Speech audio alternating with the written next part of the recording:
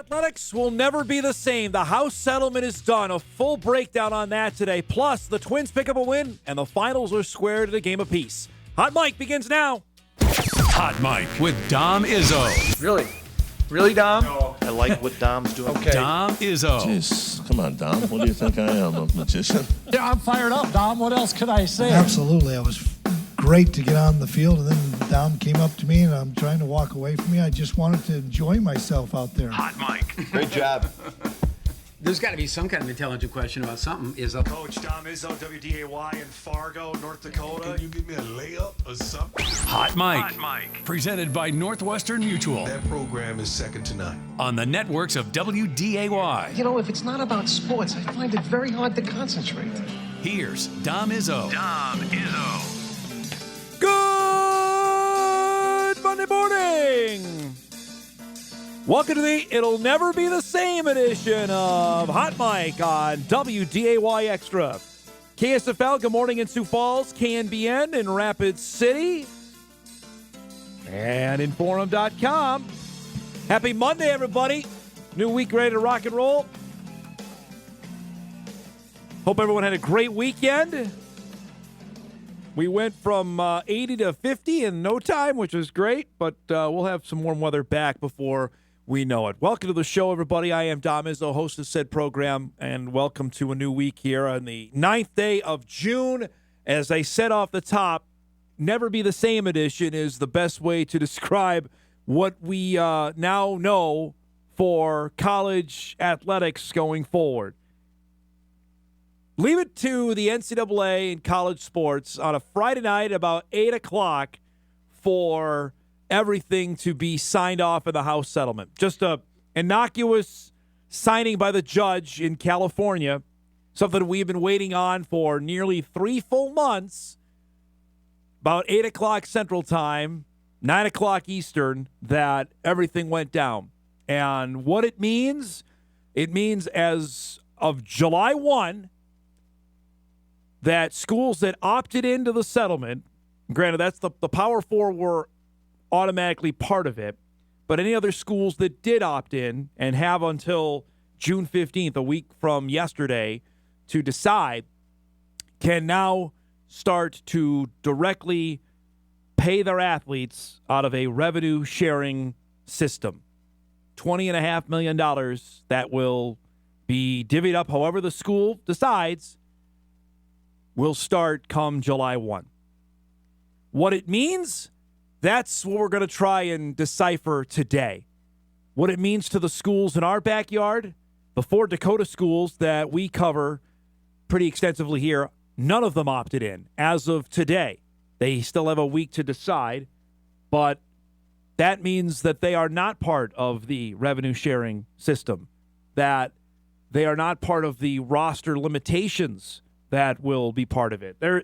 There's so many permutations out of this. We've tried to explain it as best that I understood it, and we'll do that here over the next hour and 50 some odd minutes we have left in our show today, because I think it's important for people that are following, that watch our show, that now understand there's going to be some new rules in play for the schools that did opt in, because there are some FCS schools that did, namely the Montanas did. It doesn't mean that if you opted in, it's permanent. You can do it on a year-to-year basis. So we'll try and decipher our way through it. And I'm interested, frankly, if the viewing public, people listen to our show that follow college sports, if they have any idea what this actually means. They've probably heard us talk about it. I'm sure they have. But now that it's reality, what that actually, how it will transpire and how it'll affect day-to-day things. Because collectives, as we know them, are they necessarily needed anymore? I'm sure schools are still going to use them, but now there's I don't want to go too far down the road because we got other stuff to get to, but there's going to be a clearinghouse for things to be signed off on to get an NIL deal up to a certain amount of money. Like if I'm getting $100 from OK Tire, that's not going to fall under this. It's anything above $600 or more that will now need to get signed off on. It's not under the letter of the law now. You can't just go and give, use his name, Jakari White, $1.5 million to come transfer to your school. That's why the money was so ridiculous over the last couple months, because the big schools knew this was coming. Whether that's enforceable, because I got a feeling we got some more lawsuits coming, is up in the air. And again, I'm going to try and play lawyer on TV today, which is always fun. So we'll get to that coming up, because to me, it's the biggest story of the weekend. Locally, it's the biggest story of the weekend. It may not register for you, but it is. And there's reasons to that, which we'll get to coming up in a bit. We got a lot to unpack today. Stanley Cup Final will resume tonight. We got Game 3. Boy, we've had 2 dynamite games there, each overtime games. Double overtime in Game 2 that Florida won, so now that series is a game apiece. We'll show you what happened in the NBA Finals last night in a second. The Twins have got a well-earned day off today. That's after they salvaged a win yesterday against Toronto. The Blue Jays, who came into this series, we talked about with Corey Provis on the show on Friday, were playing maybe the hottest team in the American League. They had won 8 of 10 heading into the weekend. They won Friday.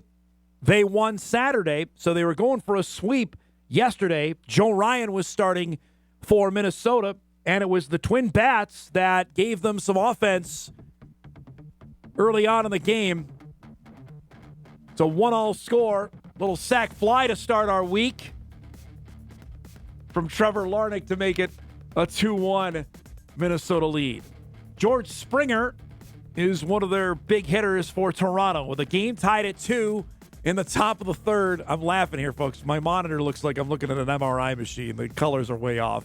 Anyway, Springer delivers. That would score Vlad Guerrero Jr., make it a 3-2 Toronto lead. Brooks Lee would tie the game up here at the bottom of the 4th inning, just inside the pole, down the right field line. We got a 3-all game. Next batter, Christian Vasquez. How about a little back-to-back? That is hammered to left. Vasquez gets into that. 395 feet. We got a 4-3 Minnesota lead through 4 innings. They would play some defense behind Joe Ryan. This is nifty. Correa with a little toss there. Nice turn at second base by Cody Clemens to get out of a jam in the 5th. They would get some insurance runs in the bottom of the 5th. We can't say enough how Ty France has been really good this year. Really good. Opposite field here with a double to right. Royce Lewis would come around. That makes it a 5-3 Minnesota lead. They would add another insurance run and a Byron Buxton bases loaded walk. Yohan Duran would came in to pitch the 9th. Gets this the final out of the game. And the Twins salvage a win yesterday, avoid being swept as they beat Toronto 6-3. Snap their 3-game losing skid in the process and get to 35-30. They match Toronto. They each have the same mark on the season. Ryan picks up his 7th win. We got to start now talking Joe Ryan All-Star. I think so. At 7-2, granted, I know we're a month out from the All-Star game, but a couple more really solid starts, he's going to be an All-Star for the Twins this year. He should be. 5 innings, walked 3, struck out 6, allowed 2 earned runs. Then it was the Twins bullpen that shut the door after that. Stewart, Sands, Jax, and Duran, who pitched the rest of the way. You saw Fargo native Eric Swanson in there for Toronto, who gave up a couple of big runs in the game yesterday. But each team now at 35-30 on the year. We mentioned the Twins are off today, so it's time now as we're into June to update the standings and where we're at, because now we can start paying attention to this. The Twins are a full 7 back because the Tigers are rolling.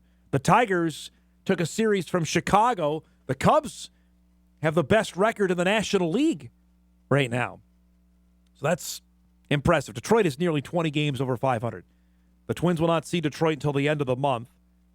They're a half game ahead of Cleveland and then a game and a half ahead of Kansas City. And they're the White Sox again, who won 22 games, which actually not half bad considering what they were last year. And, heck, they're light years ahead of the Rockies. They're 10 full wins ahead of the Rockies, who are on a record-setting pace for losses on the year.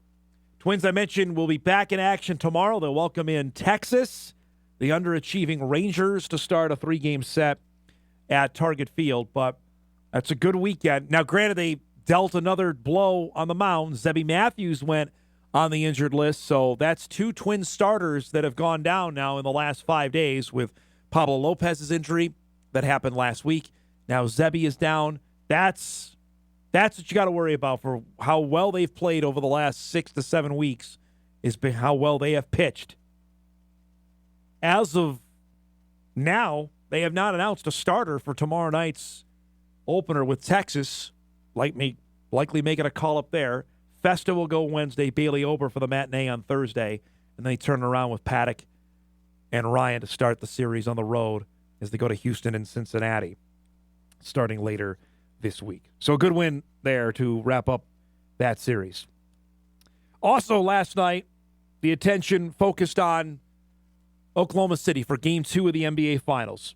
Thursday night, Indiana stole Game 1. There's no other way to describe it. They stole the win against the Thunder.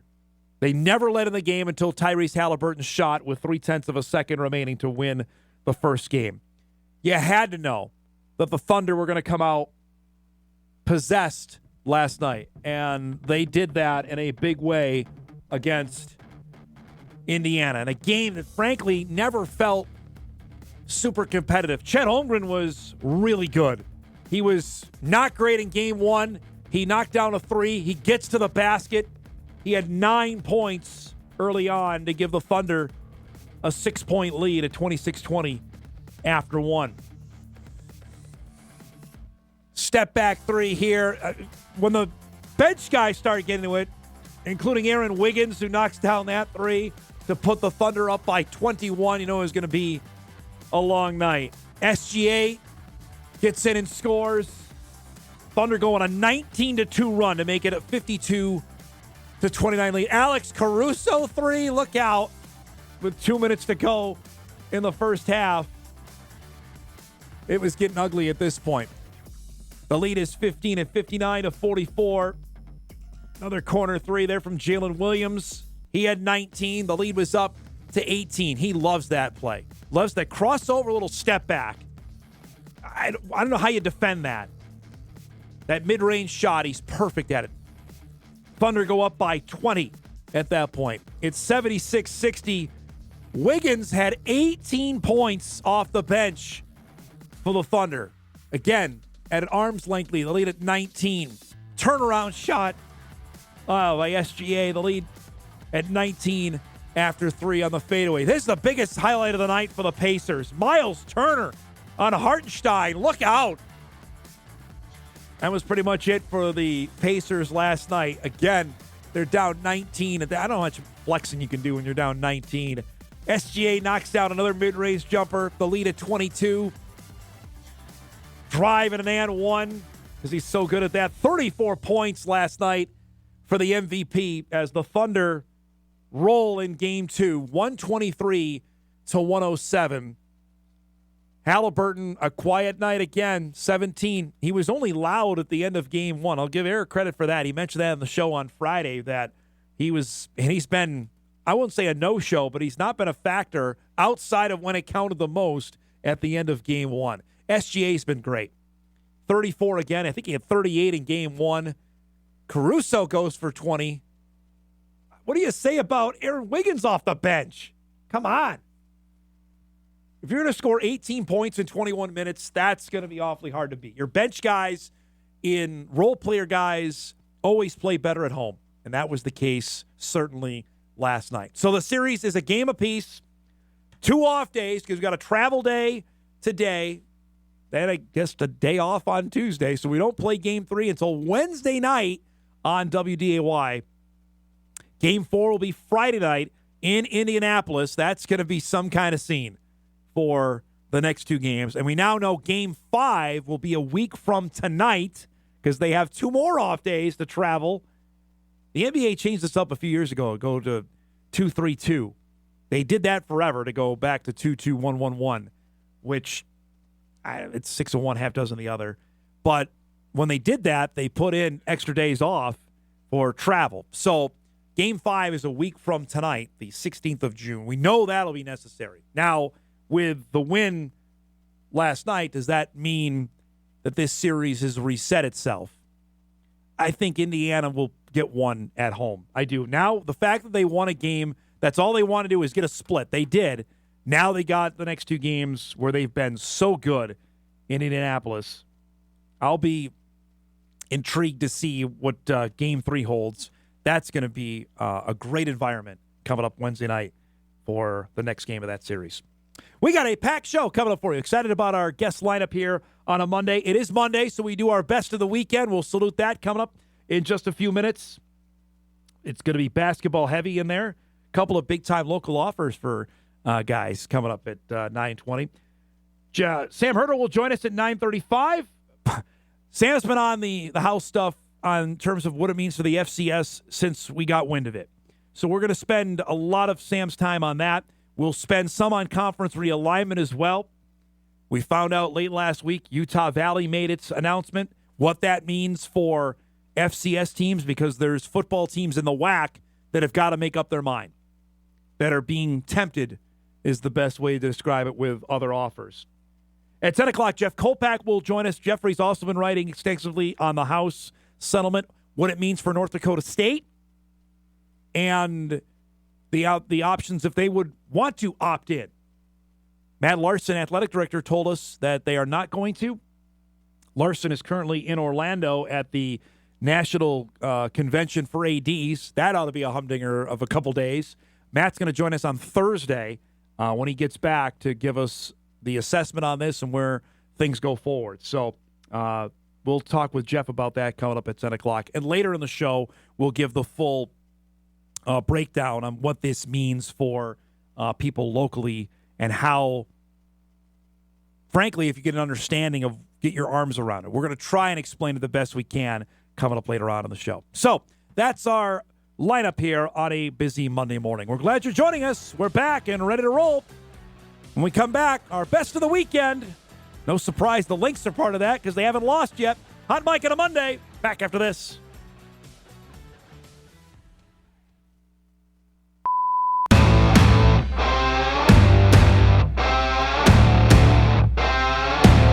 All right, we do it each and every Monday. We salute our best of the weekend. What we saw from local teams, athletes over the last couple of days. We'll start with a tip of the hat to the Minnesota Lynx, who is now, we sit here on June 9th, and they have yet to lose a game this season. Yesterday, they were facing the Dallas Wings, who are playing without Paige Beckers. The Lynx have Nafisa Collier, who's going to be the MVP of the WNBA. We can just say it here. This game, though, for a while, it was a boat race. Arika Ogunbowale, who's sensational for Dallas, though, got the Wings back into this game. They were down by as many as 17 at one point. This basket here from Maddie Siegrist, it's a 1-point game starting the fourth quarter.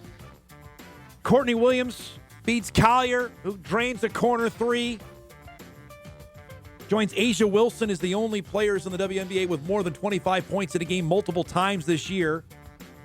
That land from Matisha Heidemann puts the Lynx up by 6. Then a catch-and-shoot three from Kayla McBride, who had 21. Lynx win it again, 81-65, the final. Collier had 28 and 10 yesterday. Now they are 9-0. And now you start looking, who could get them? Who might be their first loss? They play at the Seattle Storm coming up on Wednesday. And Seattle's just 5-4 on the year, right? Yeah, it's a road trip. That's going to be a tough game, but you think maybe they can get that one. Home for the Sparks on Saturday afternoon on CBS. Then Vegas a week from now. We could run this out for a bit here, folks.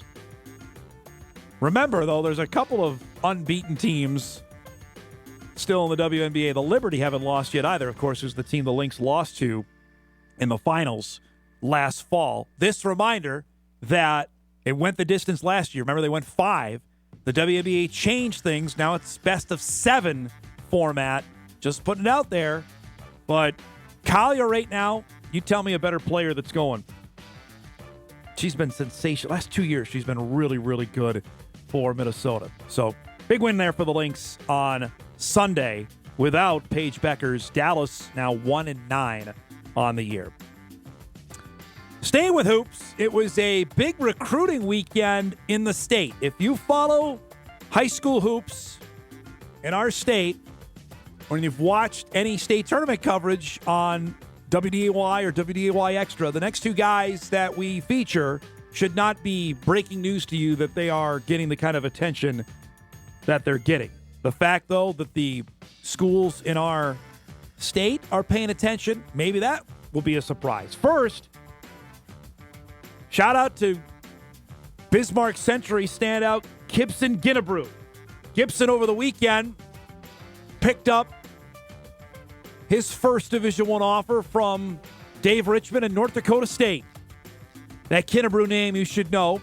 His older sister Bergen was a sensational player at Century, now playing for our guy Rick Newman at the University of Mary. Gibson averaged 17 a game for the state champs as a sophomore. He just wrapped up his sophomore year at Century and has been dynamite for Darren Mattern's team. At the state tournament, he was driving to the basket. He was making threes. He was getting hoops down low. He did a little bit of everything for a team that was senior laden. Century was. Ginebrew was a big piece of it.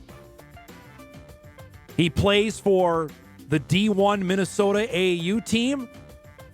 That team has a few prospects on it. They have one, Max Iverson, who you met a few weeks ago. Max just verbally committed to play hoops at NDSU for the class of 2026.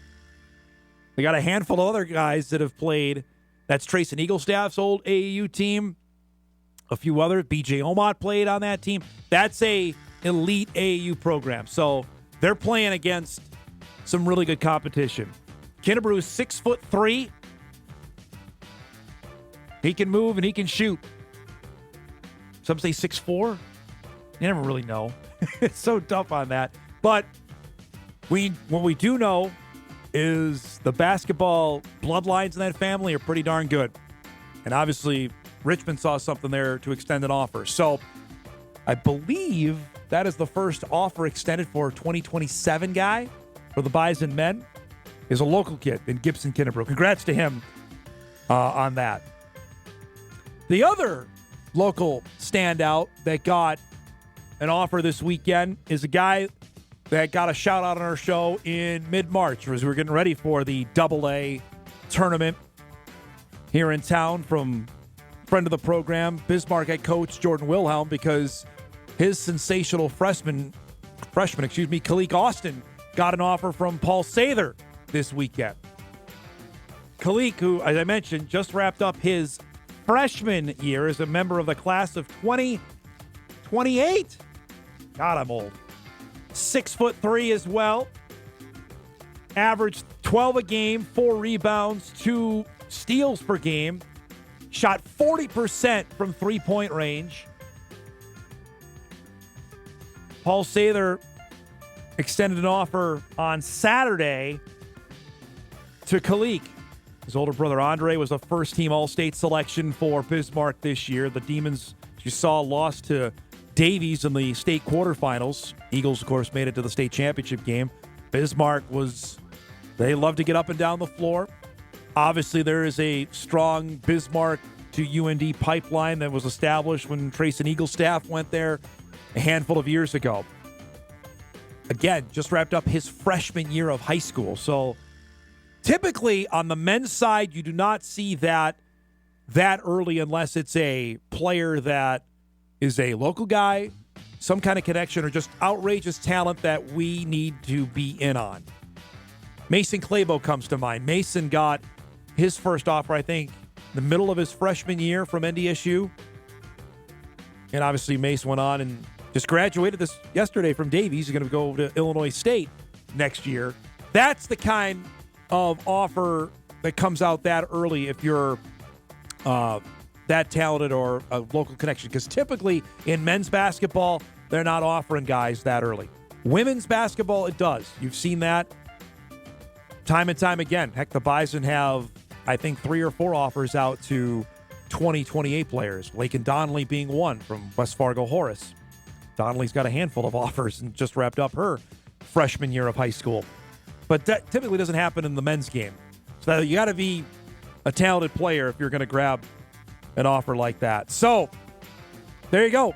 Congrats to Gibson and Kalik, each picking up offers this weekend, representing Bismarck on the big stage. No surprise. If anybody has watched WDA hoops over the last handful of months, each of those guys stood out for their respective teams, and now the Division I schools in the state are reciprocating that with scholarship offers. So good stuff there.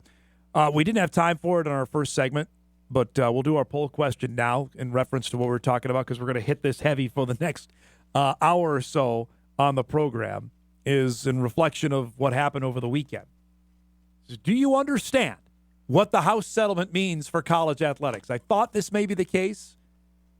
Is it, yep, not a clue, or just pay the athletes? And I figured that the last one may get a little bit more, because they are going to pay the athletes, but the way the House goes about is still convoluted. You can vote now. Who voted already? Did you vote?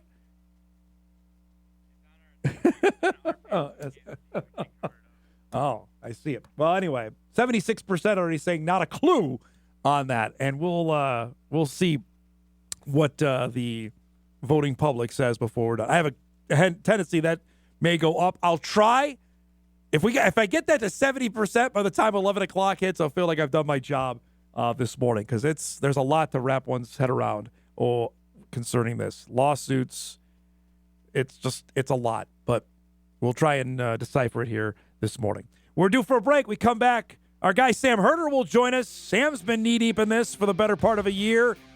What this means for FCS schools, because there's more than a handful that have opted into this. That's coming up. We come back on a Monday morning edition of Hot Mic on WDAY Extra right after this.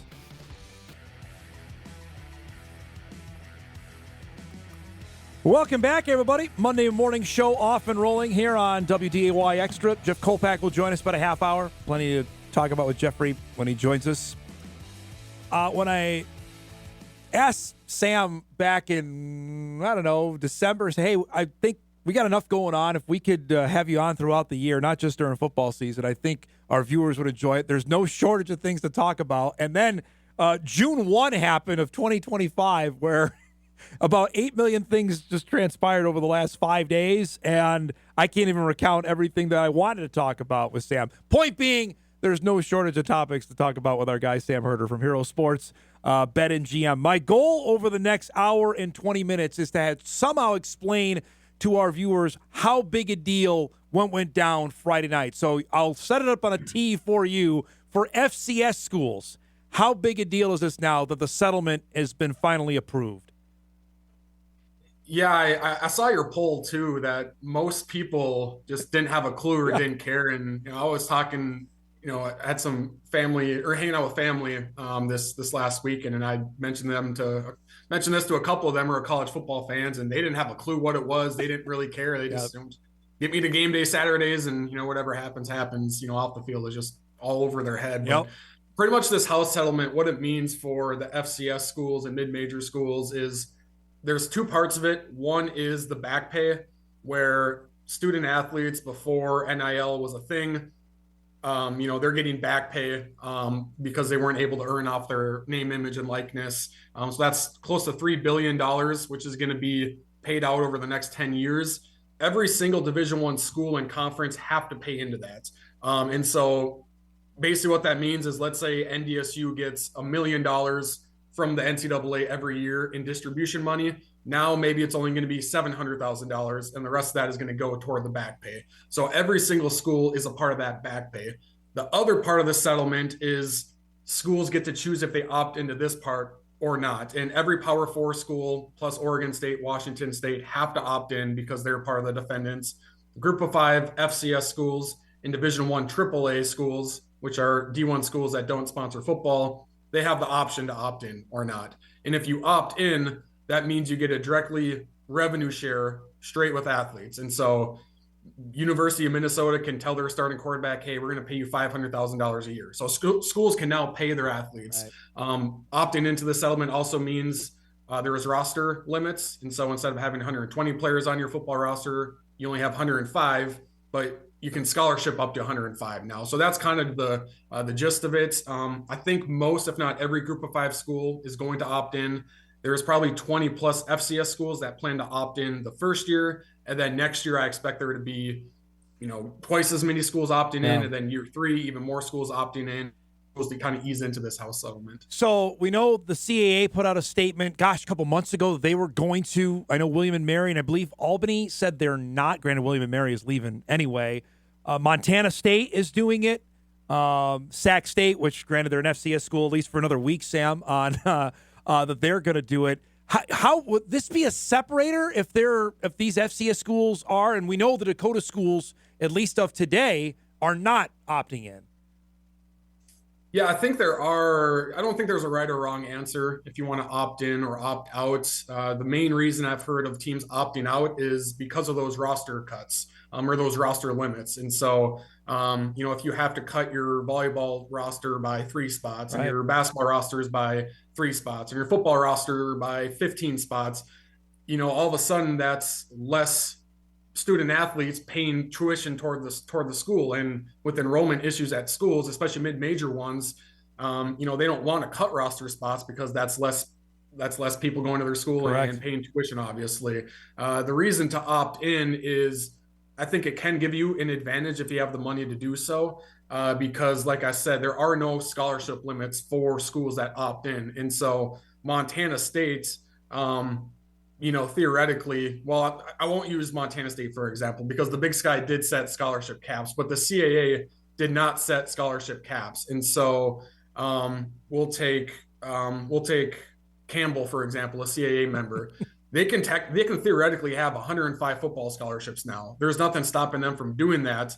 Do they have the money to do that? Correct. No, I don't think any FCS schools do, but you can now go above 63 football scholarships if you do opt in. So I think that is a huge advantage for teams that opt in and can afford it. Is maybe not this coming year, but the next year, maybe Montana State has 80 football scholarships. That's a pretty big advantage if NDSU only has 63 football scholarships. So I do think opting in has that advantage of what you can do with your scholarship money. The question I got this weekend from fans when I was tweeting about is does this mean walk-ons are done? And I think for the schools that opt in, that probably does mean that, right? That walk-ons aren't really a thing anymore. Not necessarily, because unless an FCS school or any school scholarships all 105 roster spots, then technically there wouldn't be walk-ons. But even if you're University of Minnesota and you scholarship 95 players, technically the 10 more players are walk-ons or non-scholarship players. So I don't think this is the death of the walk-on by any means. Now, if Alabama or Nebraska, we'll take Nebraska, for example, Nebraska scholarships all 105 players.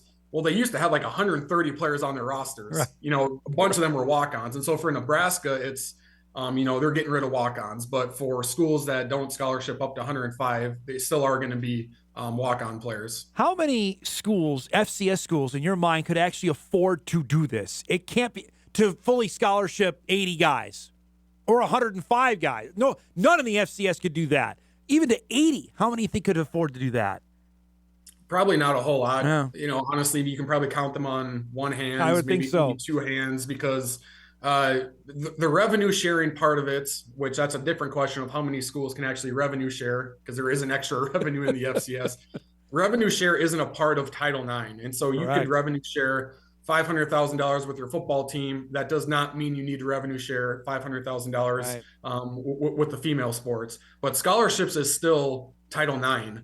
And so if Montana State adds 17 more football scholarships, Montana State has to add 17 more women's scholarships. Equivalencies there. They can spread that out over the other sports. And so that is a big cost. I would say there's 0 schools, FCS schools, that can afford 105 football scholarships. Just to tell you how expensive that is, the SEC for this first year, they're staying at 85 scholarships. Yep. They set their own cap. We're staying at 85 scholarships. And so if the SEC is going, well, 105 scholarships is a little too expensive for us in this first year, that'll tell you that the group of five is not going to 105. The CAA is not going to 105 football scholarships. But if you do opt in, you can at least spread your scholarships out over 105 players. And so right now in the FCS, you have 63 full scholarships that you can spread out over 85 total players. If you opt in, you can now spread those 63 scholarships over 105 players if you want to. So you can get more guys partial scholarships at the FCS level. So that's another advantage that's kind of in the weeds, but another advantage of opting in. I can understand why people's eyes roll to the back of their heads on this. I'm in it, you're in it, and it's like, what? So what does this mean? We want to see it on the field. But if there's a clear, like you said, and this is maybe the best way to cap this point before we move on, if Montana State has 80 football players on scholarship and North Dakota State or South Dakota State still has 63, that's a clear advantage that would be then distributed on the football field. You'd see that on the field. Yeah, and that's kind of the biggest, when we talk about FBS versus FCS, what's the biggest difference? One has 85 scholarships, one has 63 scholarships. Now that line is going to be blurred. Theoretically, Montana State they don't play New Mexico, but let's say Montana State plays New Mexico in 2027. Montana State could have 85 scholarships and New Mexico could have 87 scholarships. And so that line blurs a little bit. And there's, theories out there that this could be the start of 3 subdivisions in Division I football. How we get there, I don't know, but the Power Four can kind of break away for football, do their own thing. And then there could be a middle subdivision of opt-ins. And then if you don't want to opt in, you're still at the FCS level where there are no opt-ins to the house settlement. I don't know if we'd ever get to that point, but it's kind of up in the air of where this leads to realignment. Because the other big thing too with this is the NCAA passed a number of rules kind of in unison with this house settlement, changing rules within the NCAA. And this was a board of governors, board of directors meeting, one of those boards. And in that meeting, they discussed a temporary window of flexibility for conference realignments. What that means, I don't know. It was pretty vague, but does that create a 3-month window where, hey, if this conference wants to go to this new subdivision, we'll let you, or it makes it easier for FCS teams to jump into the FBS because of this house settlement and opting in and out. I don't know. It was a pretty vague 5-sentence thing, but it potentially could lead to realignment with this house settlement. I'll read it real quick here. This is what the official statement was. The board also discussed conference membership requirements, including possible options that would provide greater temporary flexibility for schools to move between conferences as the association proceeds with changes related to the proposed settlement. That's about as vague and opens it up to interpretation as I've ever heard anything. That is wide open. I mean, what does that even mean? Like, obviously, a lot of FCS fans are like, oh, is this like the window to jump to FBS? Maybe, I don't know. Or it could be we're going to allow Olympic sports to move conferences, but your football teams can stay in that conference, right? So maybe Stanford stays in the ACC for football, but the rest of their sports can go to a more regional friendly conference. It could mean that. I don't know, but when you see that, you kind of go, oh, that must mean something, but how they word it, it's like I have no idea what that means specifically. There's more legal action to come on this. I really believe that the Title IX part of this, because you can then go and say, okay, for the opt-in schools of the $20 million, 20.5 revenue share, we're going to give $18 million to football. And basketball, fend for yourself. It ain't going to go to softball, baseball, volleyball, those sports. That's why I think there's more legal wrangling to come on this. Yeah, there's going to be, this doesn't protect the NCAA from lawsuits. Nope. At the end of the day, they're going to need some type of antitrust exemption for that. But there's going to be lawsuits about revenue sharing. There's going to be lawsuits about roster cuts. There's going to be lawsuits about NIL because now there's a clearinghouse for NIL deals, third-party NIL deals. And so schools can't pay, they probably won't be able to pay a backup offensive lineman $200,000 and the offensive lineman, all he has to do is do one social media post a month. Correct. They're going to go through that clearinghouse and they're going to say, okay, this is not market value. And we've seen this spring a lot of FCS starters enter the transfer portal. And basically what I was told was the Power 4 football teams are trying to spending spree, backload all these NIL deals before this clearinghouse, and they're offering crazy amount of money. Like $200,000 for an offensive lineman who might come in and not even start. Now those NIL deals are going to have to go through a clearinghouse, and they might not get approved, and that could result in other lawsuits as well. So this is just the beginning, but maybe it kind of brings us to a path of where college sports finds a little bit of stability. A couple more minutes left here with Sam. In your estimation and opinion on this, are collectives going to still be a thing? Are they still going to be needed in your mind? I think they will be. I think they'll still be a thing because it's pretty much bonus money on top of the revenue sharing. Yes. And so the maximum amount Alabama can revenue share is $20.5 million. Then it goes up every year. Well, they could still have a third-party NIL group that maybe their pool of money is $2 million. And then that's just extra money they can spread out over even more football players. And so I do think NIL collectives will still be a thing. But they have to go through that clearinghouse if it's above Right. $600 or more, which it will be at those level schools. I'm not sure if it would be at like a North Dakota State or North Dakota would rise to that level, but for that, they would be. Okay, I think we got something there.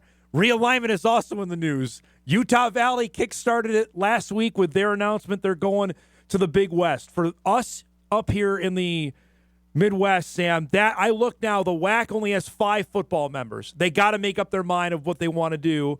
I had the new CEO of the Missouri Valley Football Conference on the show Friday, who just came from the WAC. He's not going to tell me that those schools, but I look at the Texas schools now, and if I'm Jeff Jackson, the new commissioner of the MVFC, let's go get them. Let's go get Arlington. We'll go get Tarleton, and we'll go get Abilene, and we're going to be pretty darn good. Yeah, I was kind of teasing this last week before it came out, kind of an embargoed news, and I was kind of thinking too, I'm like, oh, there's going to be a lot of FCS fans that see this and be like, I don't care. Like Utah Valley, they don't play football. They're going to the Big West. That's not a football conference. Like, who cares? But the dominoes from there could really affect FCS football because Southern Utah, Utah Tech, Abilene Christian, Tarleton State, they remain in the WAC, which is down to just 5 total members. I don't believe, I could be wrong, you never can say anything definitively in realignment, but I don't believe the WAC or the WAC schools have interest in rebuilding. No. It's just going to be way too much. And so now it's where do we go and how do we kind of divvy up the remaining quote unquote assets in the WAC? And so I do think you'll see movements. I think the Utah schools are in a tough spot because I don't know where they land. I don't think the Big Sky has much interest. But for the Texas schools, I think the Missouri Valley Football Conference has interest / Summit League. I think the ASUN has interest, and I think the Southland has interest. And so those Texas schools have options. But I do think with the Summit League Valley partnership, if they join the Summit League, they automatically join the Valley Football Conference. And if you're Tarleton and Abilene Christian, I think they have FBS aspirations, but until that door opens, why not join the best conference in the FCS? And so I don't know how likely that is going to happen, maybe 50-50, but it's certainly out there now that the Utah Valley domino fell. Yeah, that to me is really appetizing. If you're the new commish, let's from a position of strength and go add a couple schools. One last thing, and I got this sent to me late last week, and I wanted to save it for you. After the news that Villanova is leaving the CAA for the Patriot League, I got asked, Dom, is the CAA now or the Patriot League now the third best FCS league out there? Which I had to think about it for a minute, considering the additions that they've made. I think the Southland is pretty good right now, Sam, but the Patriot, with the additions that they've made, they've surpassed the CAA in my mind for what they just added. Yeah, I think there's a fair argument that the Patriot League potentially surpasses the CAA. I think the bottom of the CAA would be better than the bottom of the Patriot League, but the top teams, you have Richmond, Villanova, William and Mary, Lehigh competed pretty well with Idaho last year in the playoffs. And Lafayette, Holy Cross, like those are pretty good teams. Fordham's been good. I mean, those are pretty solid programs. Yeah, Fordham has a couple of FBS wins. You look at the CAA. I mean, Elon, New Hampshire's kind of been down, but they're an FCS blue blood historically. Rhode Island's on the up and up. Stony Brook's on the up and up. But I think it's pretty even there. As far as the third best conference, I think the Southland is kind of making some nice progress. I like what the SoCon is doing as well. I think there's decent investment going on in the SoCon. I really like what the United Athletic Conference is doing overall. I think they could be the third best conference this year. But in 2026, I don't know if there's going to be a UAC, and so I don't know where they stand in that discussion. But I do like the UAC football league right now, especially after last year's playoffs. I think they may have not made deep playoff runs, but they made some decent noise in those earlier rounds. This also means if that conference goes away, that there's a at-large bid that's going to be floating back out there, right? If that conference fades after this fall. Yeah, because right now it used to be 10 auto bids. Now it's going to be 11 auto bids with the Ivy League.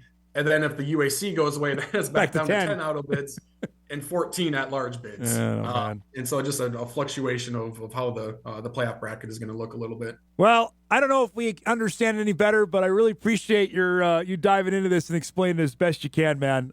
Here we are, June 9th, and we're talking there's no stoppage and there's going to be more. This month is going to be wild of what's happening because there's going to be more news coming. Great stuff to get our week started, bud. Have a great week. We'll talk to you next week, all right? Okay, sounds good. Thank you. Sam Herder starts our Mondays off each and every week at 9:35. I hope that was as good of an explainer as we can. When we start our second hour, we'll dive into more on the local impact of how this is going to affect the schools here in North Dakota. We'll break. We come back, wrap up our first hour. Jeff Kolpack coming up in hour two. Much more on a busy Monday morning. Back on Hot Mic right after this.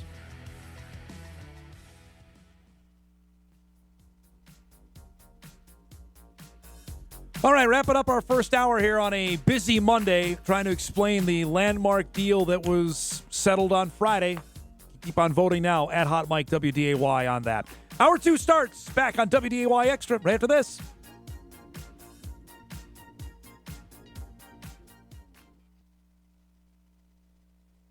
This is Hot Mic. Hot Mic. On the networks of WDAY. Here's Dom Izzo. It's that time. An author. Offensive production, number one. Number two, I forgot. Golfer. It'd be like going on a three-person best shot, and we were saying, Kolpack, you got to make a 25-footer every time. You wouldn't putt first. I'd have Tim putt first. And one heck of a TV personality. This game is for the Cooper Cup. It's the Forum's Jeff Kolpack. 4! I should have yelled 2. And Jeff's appearances are brought to us by Northwestern Mutual. We appreciate that. Joins us each and every Monday at 10 o'clock. All right, buddy boy, you've got the unenviable task of trying to explain what this means for right here in our own backyard. I know you've written at least, I looked it up Friday, you wrote at least 4 or 5 stories on this over the last calendar year. The first thing right off the hop, and Sam mentioned this in our first hour, is that NDSU, regardless of opting in or out, they're going to have to pay between $200 and $300K a year for the back pay of this, just because how the settle and none of the mid majors were involved in this. They weren't allowed to be in the meeting room on that. Nope, not fair, is it? So they're going to have to pony up at least that much for the next decade, if I understand correctly, right? Correct. Yearly for the next decade.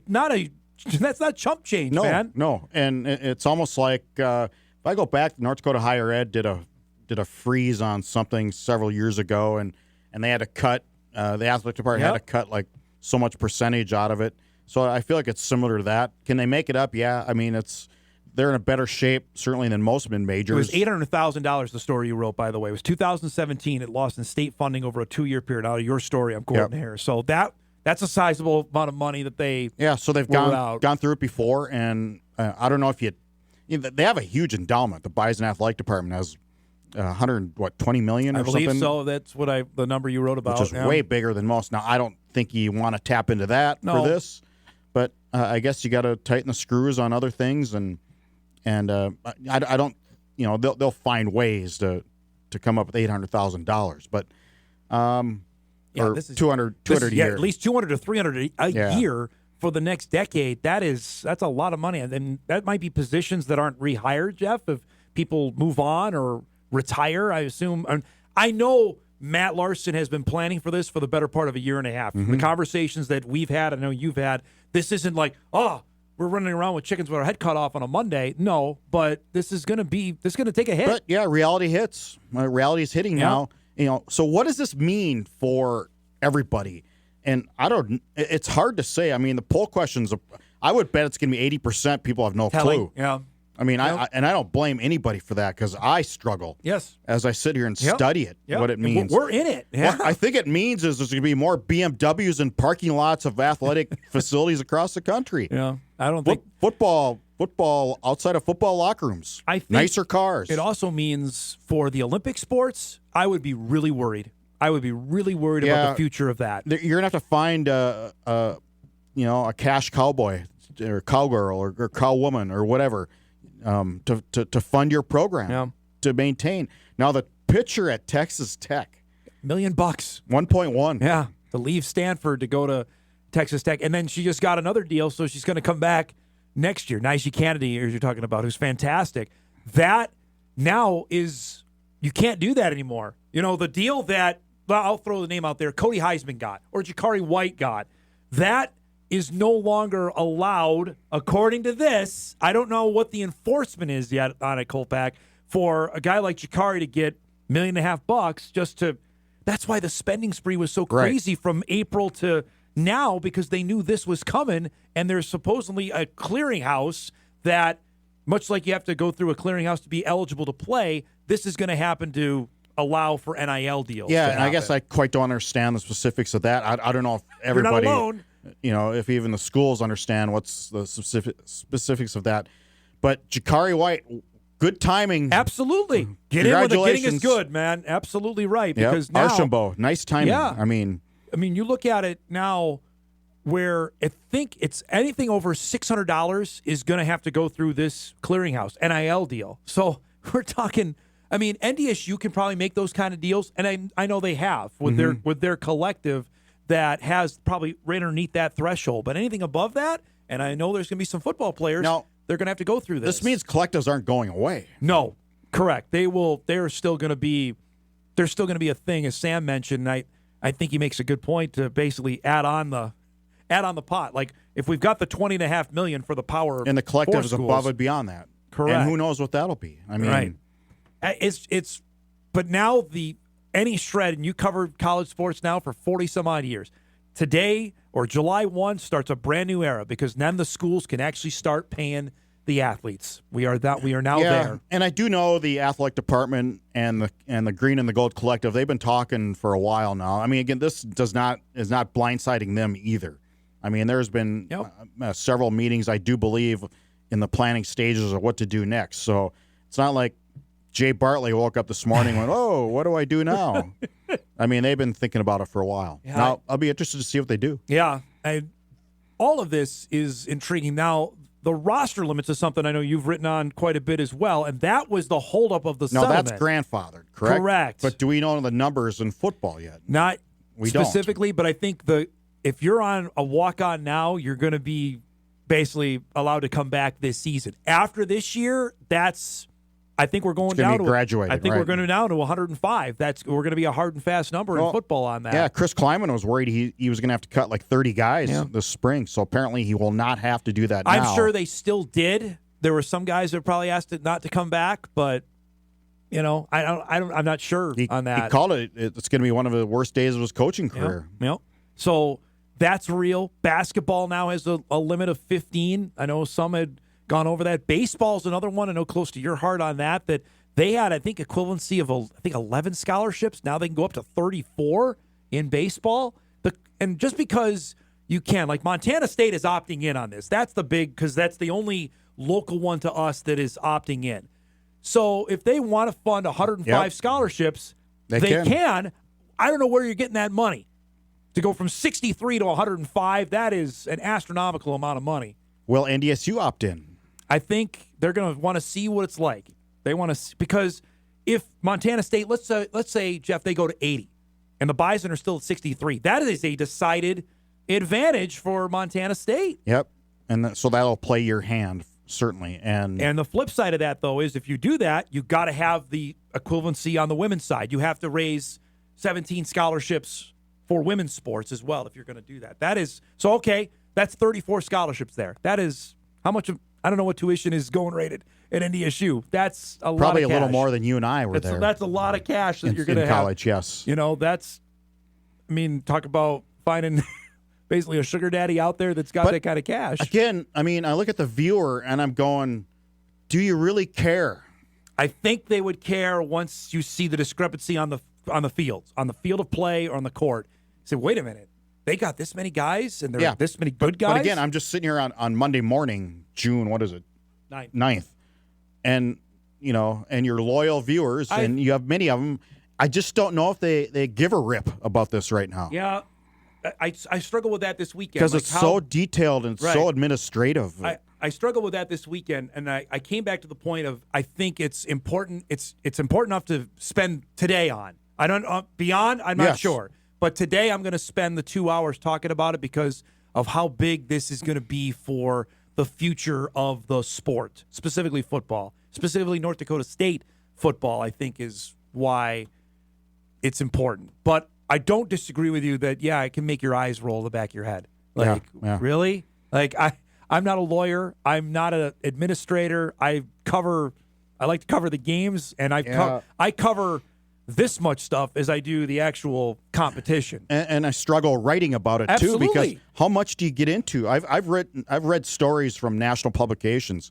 These got to be like 4,000 words long. Yeah. And I'm just going, right? At what point do you want to continue reading? Where you cut it off. Correct. Well, I force myself because I need to be somewhat versed as well as I can in the subject. But when I write these things and I think about the readers, I think, okay, after 700 words, see ya. Attention span is probably bye. Yeah, unless it's something really engrossing to that particular reader or Puts viewer. a little pressure on the first 300 words, doesn't it? You better get to the point and better get there Absolutely. pretty darn quick. Email comes in. Dom, we've been begging for some guidelines and guardrails on NIL payouts, and it appears to me the NIL clearinghouse gives us that as the players now have to do something to get their money. Isn't this a good thing? I would agree on the premise. The execution of it and the enforcement of it, nobody has an answer on that yet. Nope. Nobody does. They've hired this executive of Major League Baseball, Brian Seeley is his name, to be basically the judge on it, and I don't know what power does he have, Kolpack, if you violate it? So I do my NIL agreement, and I write on the dotted line, and I agree to do 3 commercials and do some social service work for a local charity. And if I don't do it... Right. What's the enforcement part of that, right? And on the other side of it, what if I go over the limit of my NIL deal and I don't go through? What happens then? I don't know. I don't know how you what enforce about this. Your own deals on the side? Do you have to go through the university on everything now? I would think, yes. I would think that's correct. But up to a certain payment amount, what's the then you have to go to enforcement? the clearinghouse. Say I don't Shadur know. Sanders inked up with Nike, and he forgot to go through the University of Colorado last year. If this was in place, who's going to say what? We don't have the answer to that, and that I mentioned that off the top of the show that there's more lawsuits to come. There's more hand wringing on this to come. Just because it got signed off means other things can happen, but we still have a lot of question marks. A lot of them, Jeff, that we just don't. It's verbal vomit right now. Let's go to the commercial before all the viewers say, screw this subject. Eric found this, by the way. Cost of attendance at NDSU for 24-25 was $33,000.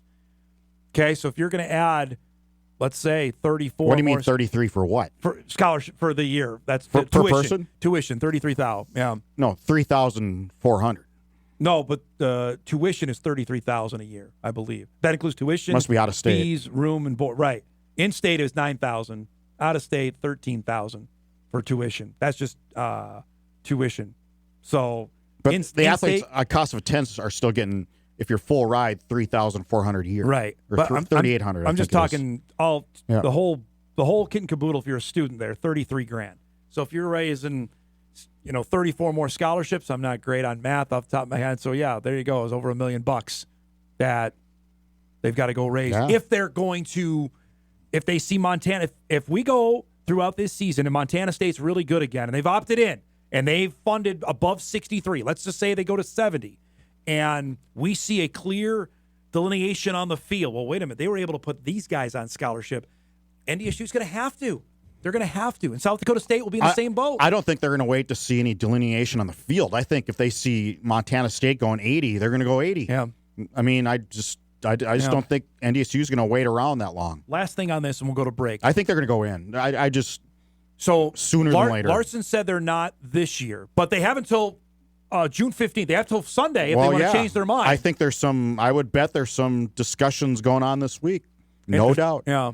And if they don't, it's not permanent. This time next year, it's a year-to-year decision. That was my last point on this, because I had people asking, well, if you don't now, does it mean it's over and done? No, it's a yearly deal. And that's why I think you're going to see a lot of teams in the mid-major level see what it's at and then assess, can we get there? Can we raise that kind of money to be in this? Boy, it can't be a lot of schools at the mid-major level. It cannot. FCS right now is 20, we've counted, that have done 20 it. have opted in. That doesn't mean they're going to do 100 scholarships. Correct. Again, that doesn't mean that you can do that. So I wanted to point that out. The next topic we come back is your favorite, realignment, because we had that happen last week too. Can I have that dull pencil and poke my eye out, please? Back with Jeff Kolpack here on a Monday morning. His appearance is brought to us by Northwestern Mutual. Back on Hot Mic right after this. All right, we've fully flushed out that topic. We'll do more on it here in about 20 minutes. Now that we're done banging our head against this wall in the commercial break. Matt Larson has a coaching hire to make. Steve Kennedy. We had Steve on the show on Thursday announcing that he's retiring. Before we get to who could be next, Steve is a fixture in North Dakota golf for 4 decades, obviously from his time at South with 12 titles in 18 years, which is ridiculous, to the 12 years at NDSU. Just a fixture that we're going to miss not seeing on the golf course all the time now. The greatest tenure of coaching golf in Fargo history. I don't know who else would be better. There's no one else on that. How many state eight titles? 8 state titles? 10? 12, I thought it was. I thought it was 12 and 18, wasn't it? 12 and 18. Yeah.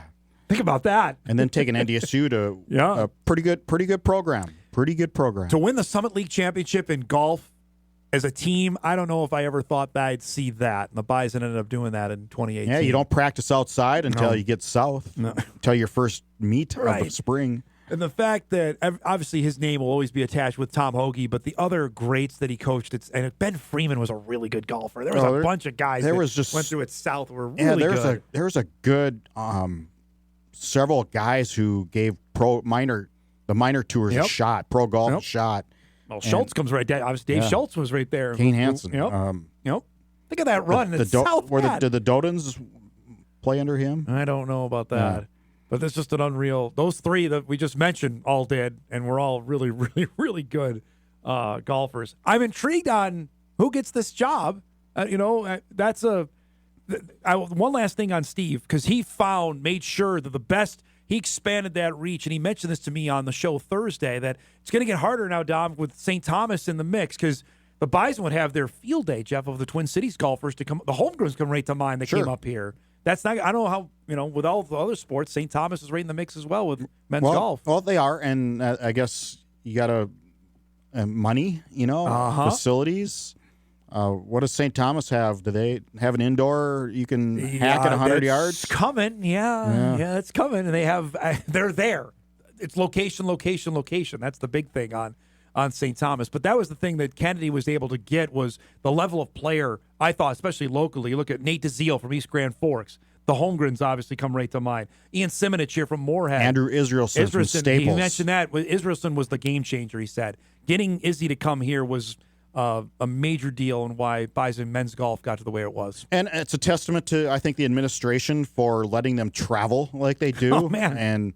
And what did he say when he told me the travel's the reason he retired? Yeah. I mean, he goes, travel just got to be too much. You're getting up at 2, 3 a.m. for flights. He was gone I don't know. I can't remember how many days. I think he said 67 days. Something like that. Yeah, it's a lot. It is a lot. I'm intrigued. Who gets this job? You know the golf world. Oh. Is this a name we know, or do you think that's something that we go out of the box here? Well, yeah, you can. I mean, I don't even.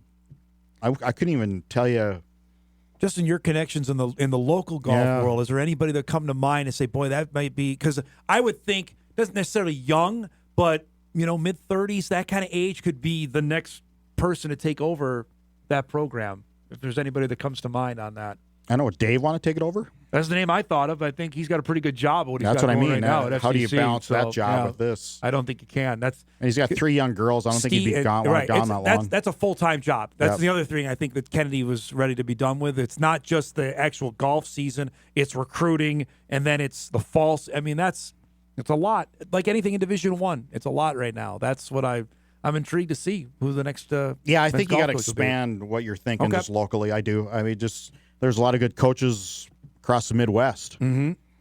It's a good program too, and they've got everything you just said. They have an indoor facility they can work at. They've got their indoor putting green that they have as well, which is up in the top floor of the It'd shack. be nice if you could find somebody who has proven to retain Midwest golfers. Yep. Because that's what Steve did. Yes. He did that really well. Yep.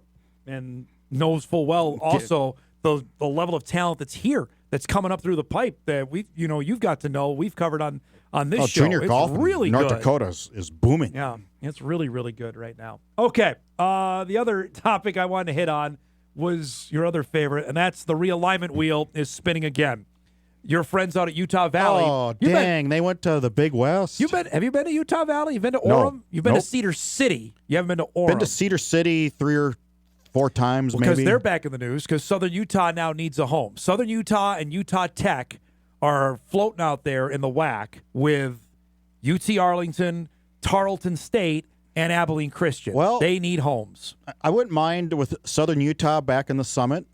They're bad. I don't want to know. But I have a bar membership in Cedar City that I bought for $5. Is it still good? I think it's a lifetime membership. You have to buy a membership out there. Did you know that? Just to walk in and I did not have know a cold that. one. Yeah. That predates I don't know if my, that's still. that predates my it's travel. It's been a while days since I've been there. Say 2006, I think is the last time the Bison played out there. Oh, by the there. way, it closed at like 9:30. So That's awesome. Yeah. Well, I remember when we went to Weber, everything was closing down when we were out there because that was a night game when the Bison played in Ogden. I looked though, on a serious note, at those Texas schools. We saw Abilene. We know they're committed to play football. Tarleton certainly has a commitment to play football. If I'm Josh Fenton, we need more teams. We've got 9. You go add 3. Suddenly, Jeff, the Summit's at 12, and we've got some stability finally, maybe in this league. Yeah, you keep it to the middle quarter of the country too, which is the time zone theory. Absolutely. And Texas is not that far. It's not. And it's, by the way, Oral Roberts in Kansas City would love that. Oral Roberts in Denver would say, all right, in Omaha, hey, we've got somebody closer that we're not going north all the time. We've got potential to go south. And if I'm the new football commissioner, if I'm Jeff Jackson, I look at those schools like they can help us. And by the way, if you bring those 2 in, because Arlington doesn't sponsor football, suddenly you got 12 football schools. Can you dream of divisions in the Missouri Valley Football Conference? Well, and plus I think you need to add because are we confident that other schools will remain in the Valley? Youngstown, it's always been out there. Well, and North Dakota State's name obviously is out there too because going FBS, right? Yeah. That's out there. That if you want to, and Tarleton has certainly been a candidate to be thrown about. I think if the Summit for so long, you and I have talked about this, has been picked at. Now they can finally be in a position of strength. No, we're gonna go get somebody and stabilize our league rather than be, reactive. Let's go and be proactive on this. Doesn't it feel like that NDSU FBS has just died off? That talk? It certainly did with Northern Illinois' move. Now, with this settlement, there's the weird language, and Sam talked about in the first hour about that there could be, a temporary window to allow an ease of transition. I don't know what that means, but until somebody's willing to open up the doors, I mean, that door is closed, and that's why the talk is donezo on it. Did a tick story on the Bison Citadel game last week, and Citadel's opening 800 tickets to NDSU fans in a section, which is a lot more than most. That's a sizable amount. And their stadium seats 11,500, and they drew about 10. They pack it. I mean, it'll be a good atmosphere. We had their head coach and AD on when we hit the 100-day mark, and they're beyond the head coach, Maurice Drayton. I have a story on this on Inforum this week. He was the one who wanted the game. It wasn't the previous AD. He told me, he's like, no, I want this game. This is where we have got to get to, aspire to. The Citadel was pretty darn good in football up until They maybe the had last some years. decade. Yep. That they were one of the better teams in that league in the SoCon when App State was there and Georgia Southern was there. That they want to get back on that plateau of being better in FCS football. It's going to be hot. Ooh, it's going to be steamy hot. It's going to be muggy, and the field is definitely going to be How many warm players as well, will the Buys take? Non-conference, 75. They're going to take. You're going to want to take as many as you can. Correct. They'll take that plane. Will be packed on the Yep. way down to South Carolina. I don't think there's any doubt about that. The Nashville ticket sales don't open until early August? Is that what I read? Yep. That's odd, isn't it? Why would you open it now? I mean, people are already making plans. That was my get other them to buy question. tickets. Yeah, if you're making plans now, And they especially are. some that are going to want to do the double, that are going to go to Charleston and then go to Nashville the following week, then what's the holdup? Yeah, I feel like the Nashville momentum's picked up within the last month. Yeah, I'll be intrigued on that. So what? Yeah, if you're Tennessee State, What are you waiting for? Yeah, let's Windows go. open, Yeah. man. I don't know how many people will be at that game. I'm really skeptical on that because after the U.S. Bank experience and how what do you have 20,000? It wasn't nearly what NDSU was hoping for. Yeah, I don't 69,000 Right. at Nissan seats. Right. I don't. You think we're going to get to 20? Because I do not. 15. 15. I'll set the under over. I'll go under then. If you're saying 15, I don't think we're going to get there, but Okay. I'll be pleasantly surprised if that's the case. Well, if Allegiant would lower their prices in the next month, you might get to 15. Maybe they can get an NIL deal. Everybody else is now, right? There you go. Great stuff, bud. Thanks for coming by. Have a good week, Dom. You have a great vacation as well. We'll see you in a couple weeks, all right? Jeff Kolpack joining us here each and every Monday at 10 o'clock. We'll break. We come back. I have some graphics we can throw out here to try and explain better what the House settlement means going forward. We'll do that when we come back on a Monday morning edition of Hot Mic on WDAY Extra right after this.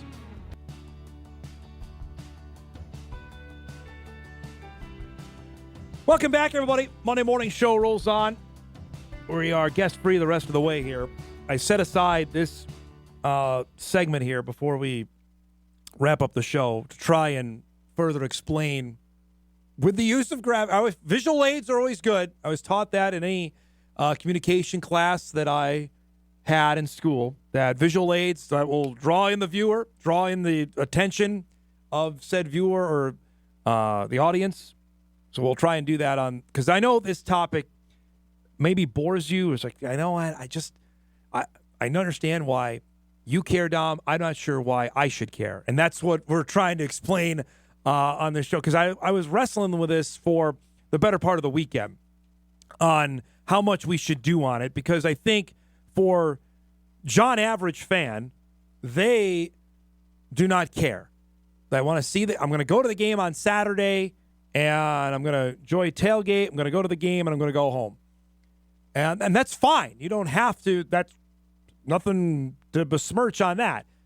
But I think there's another level of fan that has become financially involved, whether that's through team makers or if you've given through the Green and Gold Collective or through UND's collective or South Dakota State's collective. Say, okay, I'm more than just the average fan. I want to see our best players stay. What does this mean now? And I think that's what we're trying to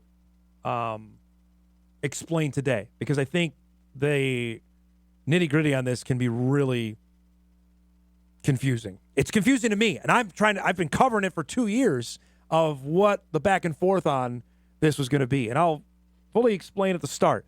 I have never been against athletes getting what they're worth. For years, decades, the NCAA ran this thing. Everybody was making money.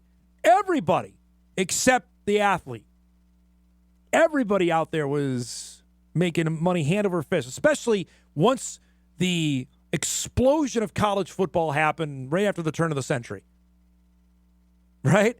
And when video games, honestly, it's all boiled down to a video game about the use of athletes in video games. Ed O'Bannon, former great basketball player, sued over this. This is why we're at. If the NCAA would have relented then 30 years ago, we wouldn't be in this spot. No, they fought it. They lost in the Supreme Court. And that's what I'll start with there. When we say the House settlement, It's based on an actual NCAA athlete, a former swimmer. Grant House is his name. It's not about the House of Representatives. It's not anything related to the government. It is literally, that's the last name of a swimmer who lent his name to this legal case. Little did he know he would become synonymous with maybe the biggest ruling in the history of the NCAA. Because now we're allowing the schools to directly pay the athletes. So when I say that, that's what that means, or what I'm referring to in that. So let's go through. We got a couple of graphics here to show you. The first one is exactly on what this entails. So the settlement, it requires the Power 4 schools had to opt in. That means anybody in the Big 10, the SEC, the Big 12, the ACC, and Washington State and Oregon State, they are part of this. They are part of the lawsuit that was brought against the NCAA. So they are in it.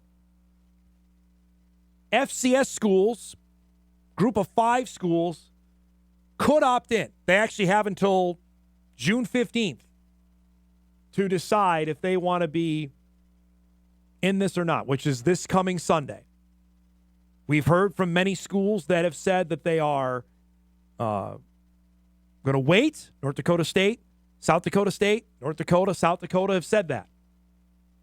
But that is the deadline, is June 15th for non-defended schools to fully commit to revenue sharing, which is part of this, that you'd be locked in on that. There are going to be roster limits set in place, with the exception of the designated student athletes, which are ones that are being grandfathered in. Football is going to be at 105. Men's basketball is going to be at 15. Other sports are going to see their limits increase. And they're going to have to scholarship them. They're going to, for the Power 4 schools, will have to do that. The last one's a biggie, with a clearinghouse for NIL, which means that there's going to be a body, a governing body, that you will have to now disclose the amount of money that you're going to get for a name, image, likeness deal. Anything above $600 would have to be approved by that clearinghouse to be accepted, which sounds great in theory, but as we've said earlier in the show, I'm not sure how one enforces that. Now, NIL became a thing. I'll never forget. We were doing the show in July 1 of 2021 when that court case, another one the NCAA lost. So for the last 4 years, we have run rampant on this because no rules were set up. Because initially, NIL was going to be a way to say, okay, well, you've done this on the field, we're going to give you this. We lost that like 2 days into it because a month after it got signed off, we started hearing the term collective for the first time. And boosters then were, now it was allowed just to openly, we're going to give you whatever kind of money to be at our school. Then it turned into, no, we're going to give you this kind of money to come to our school. Or we're going to give you this kind of money to transfer to our school. This was from the ESPN article. Since 2021, college athletes have been allowed to make money from third parties via name, image, and likeness deals. Boosters quickly organized groups called collectives that used NIL money as de facto salaries for their teams, in some cases paying millions of dollars, mostly to top-rated basketball and football players. Now that money will come straight from the athletic departments. So, yeah, we'll put an asterisk on that because it's not all. There's still going to be collectives there, but the $20.5 million that each school is going to have to revenue share from, where do you think that's going to go? That's 90% is going to go to football. Outside of the schools that don't have football, like a Gonzaga, like Creighton, Georgetown. Give me another popular basketball school that doesn't sponsor football. That's where that money's going to go because they're part of those leagues. You know, Gonzaga now is going to be in the 12, whenever that comes about in 2026. They're going to have that. Eric brought up Marquette. Marquette's in the Big East, so that one's not a group of 5, but they're going to have to compete with the other ones, like Creighton's in the Big East as well. Villanova. That money is going to be reserved for basketball. So there could be a distinct advantage there for some schools because we're spending our money on football. That's where we're going to go. Now, there's another part of this as well. With this being signed off, July 1, that's the date when schools can then start paying their athletes. That's when all this now becomes official from the amount of money that they're going to get through revenue sharing. Now, why we're talking about it today is because schools like NDSU, everybody, all Division I schools are roped into this settlement. That's the part that I think we need to hammer home more so. There are 32 D1 leagues. There's the Power 4 and then the 28 other ones.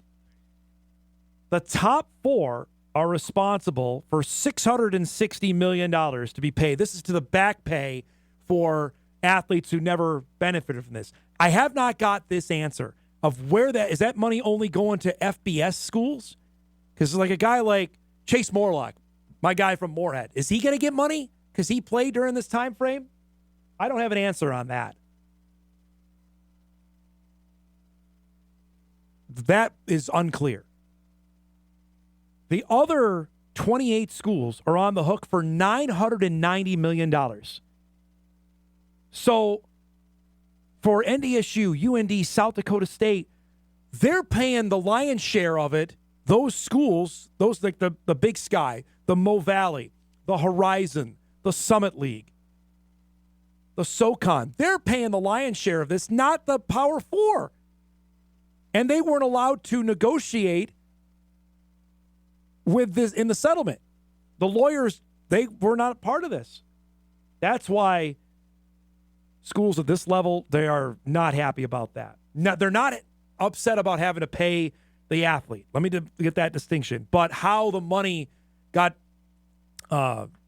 figured out on this, that's not good. Because they had no representation on that.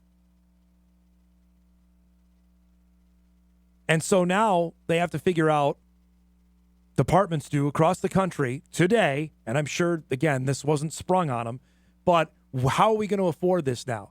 Because you'll know the NCAA distributes money to all leagues from the basketball tournament, right? And if you get a win in the tournament, you get another unit. You get more money. Well, now that is going to be reduced because it has to go to the back pay on this. I understand, folks. I'm saying it out loud. I'm like, I don't know if anybody cares. I don't know if anybody is following what I'm saying. Know this.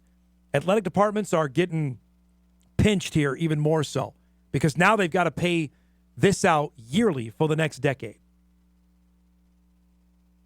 It's going to be, this is why some FCS schools now will sign up and say, hey, can we play 2 FBS games? We're going to need it because we got to pay not only for our athletic department, we got to pay in the back pay settlement.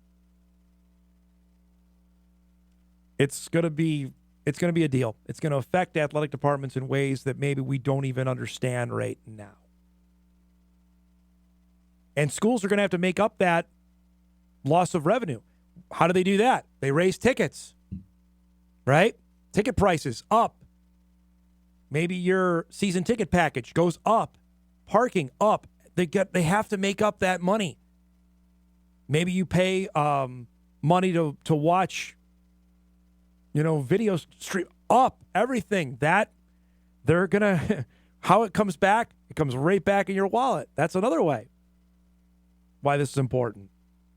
That's maybe the biggest reason is when this all comes full circle and it's like, well, wait a minute, I paid $100 for my season tickets. Now it's $200 and it's just for one seat.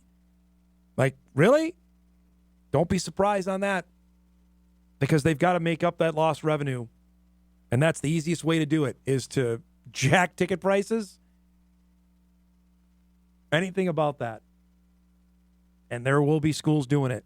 And what else are you going to do? That's something to keep an eye on as well as we get closer to the start of a new athletic year. The next 6 weeks are really interesting to see how mid-major schools, FCS schools, plan for their future and how they're going to be solvent knowing they have to pay out this money. Regardless if they opt in, that money is due. They have to do that. Again, we'll have Bison AD Matt Larson will join us on Thursday. He can maybe explain it better than anybody can because he's in it. And we'll do that Thursday morning right after the hop on our show. Okay. I think we've done enough on it, at least for now. And so I'm sure something else will break and we'll have to dive into it. But that is everything that I can possibly explain what's gone on over the last 48 hours. Let's break. We come back. We'll wrap things up. Get you ready for a fun Sports Monday. We can actually talk about stuff happening on the actual fields. We'll do that when Hot Mike wraps after this.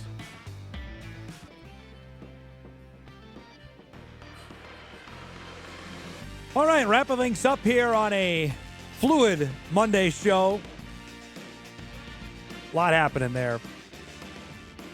Actually, on the field stuff, we can chat about that here for the last couple minutes we have of our program. Again, we got Game 3, Stanley Cup Final coming up tonight. We'll preview that here and what to watch in just a minute. We have 7 of the 8 teams that have made it to Omaha and the College World Series, which begins on Friday.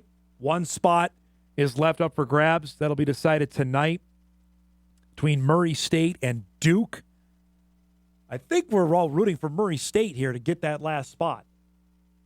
Already Coastal Carolina's there, so we've got one quote-unquote underdog, though Coastal's no underdog. Coastal's really good. They won the whole thing in baseball in 2016, I want to say. And they are a juggernaut. They swept Auburn on the road this past weekend. So they're no under-the-radar team. But Arkansas is there. Arizona is there. UCLA made it. Look at the other scores from yesterday. Oregon State is heading back. LSU will be there. Mentioned UCLA. Louisville's going to be there. So you've got some blue bloods, and you got maybe the Murray State Racers.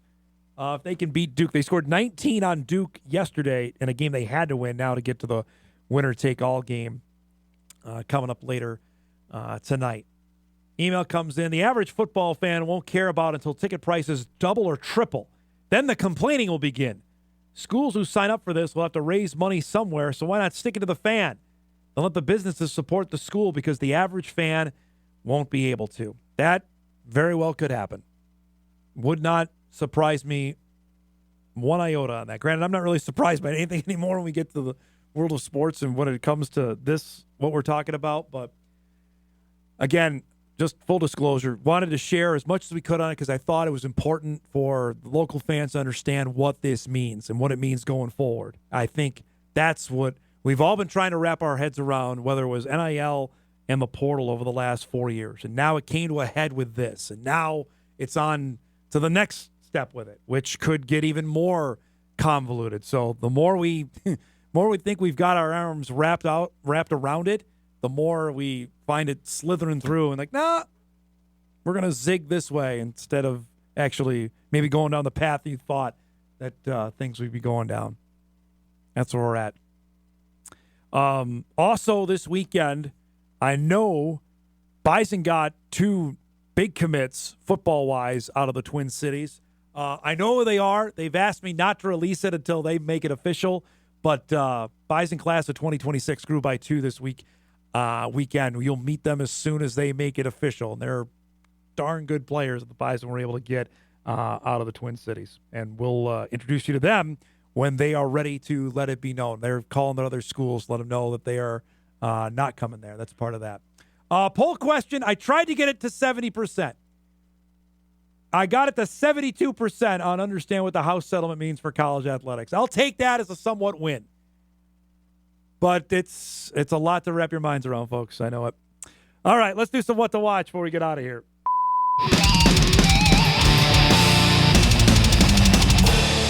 We got Game 3 tonight, Stanley Cup Final, Oilers-Panthers, 7 o'clock on TNT. We'll have highlights of that coming up on the show tomorrow. Who could take a 2-1 lead We mentioned Murray State Duke tonight, 6 o'clock on ESPN. Good one in Major League Baseball. Cubs and Phillies, 5:30 on MLB.tv. Our thanks to Sam Herder and to Jeff Kolpack. If you missed any of the show, you can podcast it later today at Inforum.com. You can watch a full replay on WDAY+. Everybody have a great Monday. Thanks for starting your week with us, and we'll see you back here tomorrow.